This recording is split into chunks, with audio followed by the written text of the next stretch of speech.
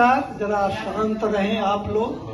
खवातीन से गुजारिश है कि आज वैसे sky is the limit and calendar is the limit.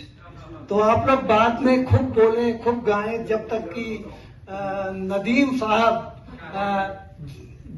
आप सबको दुश्मन समझने लगे वो घर से निकाल के। तो ऐसा वो करेंगे नहीं, इसलिए महफिल हो जाए उसके बाद खूब बोले, महफिल में थोड़ा वो रहे। और अभी हमें याद आया कि एक बड़े शायर, उर्दू के बहुत बड़े शायर की डेथ हो गई। वो काफी दिन से लोगों को पहचान नहीं पा रहे थे, डिमेंशिया भट्ट 90+ के थे, बहुत बड़े बशीर बद्र साहब। बशीर बद्र ने जो लिखा है बहुत लोगों के जुबान पे है, और ये नए मिजाज का शहर है, यहाँ फासले से मिला न करो। तो इस तरह की कोई हाथ भी न मिलाएगा जो गले मिलोगे कपाट से, ये नए मिजाज का शहर है, यहाँ फासलों से मिला करो। तो ये इस तरह की चीजें उन्होंने की। लेकिन उन्होंने एक अमेरिका के बारे में, बल्कि नई इस सेंचुरी के बारे में एक गजल कही, और वो बाई चांस हमें मिल गई। उसका एक शेर हम केवल कहते हैं। उसका एक शेर ये है, मिल जाए अगर इसमें। कंप्यूटरों से गजलें लिखेंगे जनाब बद्र, कंप्यूटरों से गजल लिखेंगे। हम नहीं कह रहे हैं। और आज से 50 साल पहले शायद बशीर बद्र साहब ने, जब कंप्यूटर जितने बड़े होते थे और टेप चलता था, उस समय उन्होंने लिखा, कंप्यूटरों से गजलें लिखेंगे जनाब बद्र, गालिब को भूल जाएगी 21वीं सदी। तो ये सही हो रहा है, ये सही हो रहा है। और इसी बात पे हमने एक कुछ दिन पहले, 2-3 साल पहले एक शेर लिखा था, वो भी कोट कर देते हैं क्योंकि जिक्र आया है। बहुत लोग उसको समझे नहीं शायद उस समय, आज भी हम समझाएंगे नहीं, लेकिन आप लोग समझ जाइएगा। जहां के हाल पे लिखता नहीं है, आज के जो शायर हैं या जर्नलिस्ट हैं या जो लेखक हैं, जहां के हाल पे लिखता नहीं है वो भ्रष्टाचार पे लिखता नहीं है। जहां के हाल पे लिखता नहीं है वो भ्रष्टाचार पे लिखता नहीं है। और अब देखिए, हुआ जब संगणक, कंप्यूटर हुआ जब संगणक उसको मुयस्सर, वो अब दीवार पे लिखता नहीं है। हुआ जब संगणक उसको मुयस्सर, वो अब दीवार पे लिखता नहीं है। यहाँ हम लोगों के जो सबसे अग्रज हैं वो आए नहीं है, जो डिस्कशन को, कविता में हिंदी होना चाहिए, उर्दू होना चाहिए, इसको लेके जो एक बहस है, उस पर हमें कुछ कविताएं मिली हिंदी में। और उसमें एक ये भी है कि बहुत सिंपल शब्दों में बहुत बड़ी बात कही जाए। और या एक चीज है, ये बहुत अच्छी बात है, शायद ऐसा ही होना चाहिए और सब लोग समझ सकें। लेकिन एक दूसरी भी बात है कि आप कविता के ओज को लोगों तक पहुंचाइए और उससे प्रभावित होकर लोग अपने अध्ययन को बढ़ाएं, भाषा को और समझें। तो कुछ अभी उनके तो काफी पहले डेथ हो गई, पंडित श्याम नारायण पांडे, उन्होंने हल्दी घाटी लिखी, जौहर लिखा, सबकी जुबान पे है, चेतक पे लिखा। सोचिए, घोड़े पर इतनी बड़ी कविता, रणवीर चौकड़ी भर भर कर चेतक बन गया निराला था, राणा प्रताप के घोड़े से पड़ गया हवा का पाला था। इससे सिंपल कविता क्या हो सकती है?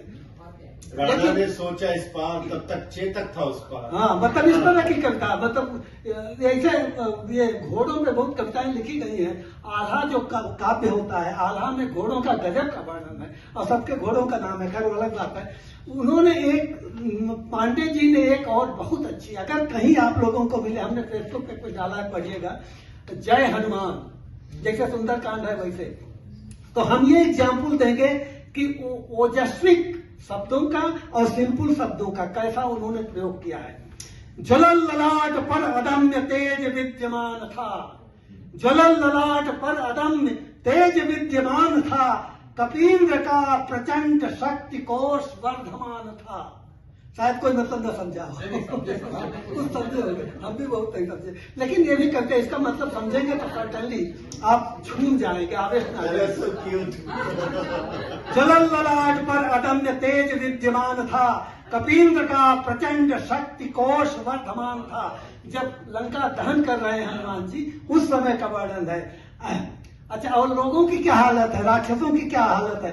कलत्र पुत्र पौत्र बंधु वर्ग का न ध्यान था, कलत्र पुत्र पौत्र बंधु वर्ग का न ध्यान था, निवस्त्र हो गए परंतु वस्त्र का न ज्ञान था। इस तरह की कविता। आप भाव इसका मतलब समझे न समझे लेकिन फड़क जाएंगे। तो अच्छा, उसके बाद लिखते हैं सिंपल शब्दों में, एक मिनट जरा सबका ऐलान करता है।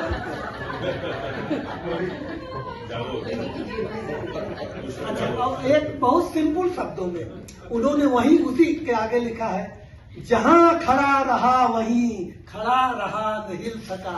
रावण के बारे में, जहां खड़ा रहा वहीं खड़ा रहा न हिल सका, विपत्ति के समय उसे कोई न मित्र मिल सका।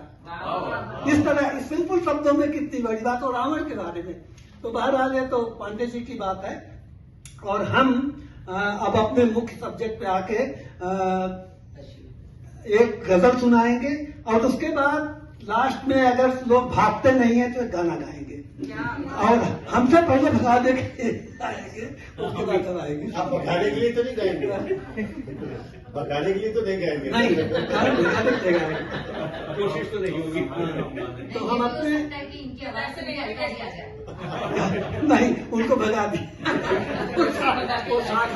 वो शाखा संभाल रही है, हम वृक्ष की जड़ संभाल रहे हैं।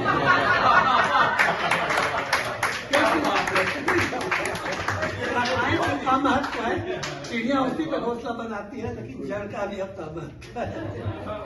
अच्छा, शाखा नहीं होगी। हाँ, जड़ नहीं होगी शाखा नहीं होगी, और धरती नहीं होगी तो कुछ नहीं होगा। इसीलिए धरती को बचाना बहुत जरूरी है और हम हमेशा वही सोचते रहते हैं। अच्छी बात है कि हमने एक अभियान शुरू किया है, तो हमने वो किया, एक प्लान बन रही थी कि सोलन में एक mini forest, dense mini forest छोटा सा बनाया जाए, तो वो मूर्त रूप लेने जा रहा है और उसमें हम लोग भी सहयोग कर रहे हैं, तो हम उसके लिए आएंगे आप लोगों पर। बहरहाल अभी हम एक गजल पढ़ते हैं लेखकों पे, पत्रकारों पे, नेताओं पे, सभी लोगों पे जो पॉलिटिक्स को मूर्त रूप देने में और उसको कंट्रोल करने में इन्वॉल्व है। वो माला माल जड़ से हो गया है मगर वह स्रोत बतलाता नहीं है। वो माला माल जड़ से हो गया, सर माने चांदी दौलत, वो माला माल जड़ से हो गया है मगर वह स्रोत जतलाता नहीं है। ये नूरी प्रकाश, ये नूरी शम्स से पाई है उसने सूरज, ये नूरी शम्स से पाई है उसने, कभी ये चांद बतलाता नहीं है। ये नूरी शम्स से पाई है उसने, कभी ये चांद बतलाता नहीं है। खिला हो जो तपन में बीहड़ों में, खिला हो जो तपन में उगनी, बीहड़ों में कभी वो फूल मुरझाता नहीं है। खिला हो जो तपन में बीहड़ों में, कभी वो फूल मुरझाता नहीं है। वो मेहमान सुनिएगा, वो मेहमान जो मेरे घर में रुका था, इसका बड़ा लताफत वाला मतलब भी हो सकता है लेकिन रियल मतलब कुछ और है। ये मेहमान, नदीम साहब समझते होंगे लताफत का क्या मतलब है। वो मेहमान जो मेरे घर में रुका था, मेरा घर छोड़ के जाता नहीं है। वो मेहमान जो मेरे घर में रुका था, मेरा घर छोड़ के जाता नहीं है।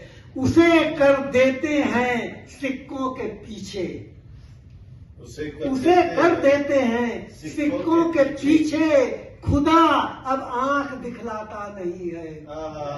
उसे कर देते हैं सिक्कों के पीछे, खुदा अब आंख दिखलाता नहीं है। वो नुक्ताचीन माने कटे, वो नुक्ताचीन सदा जिनका रहा है, वो नुक्ताचीन सदा जिनका रहा है, अब उनकी बात सुन पाता नहीं है।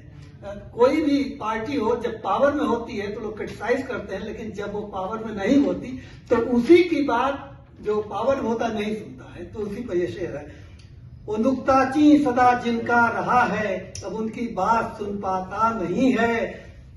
जो मकसद लेख के वह महफिल में आया, जो मकसद लेके वह महफिल में आया, अब उसे अब याद वो आता नहीं है।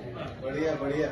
मकसद लेके वह महफिल में आया, जो मकसद लेके वह महफिल में आया, उसे अब याद वो आता नहीं है। वो माला माल जर से हो गया है, मगर वह स्रोत बतलाता नहीं है।